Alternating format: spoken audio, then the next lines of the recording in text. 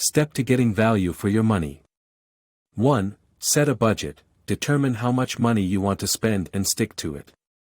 2. Research. Take the time to research various options and compare prices to ensure you are getting the best value for your money. 3. Look for sales or discounts. Keep an eye out for sales or discounts on the product or service you are interested in. 4. Read reviews. Look for reviews of products or services to see what others have experienced. This can help you determine if it's worth the money or not.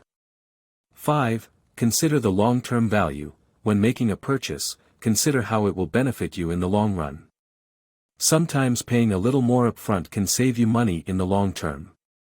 6. Check the warranty or return policy. Make sure you fully understand the warranty or return policy for the product or service you are interested in. 7. Negotiate. If you are buying a big-ticket item, consider negotiating the price to get the best deal possible. 8. Don't be swayed by brand names. Just because a product has a big brand name doesn't always mean it's the best value for your money. Consider all options before making a decision.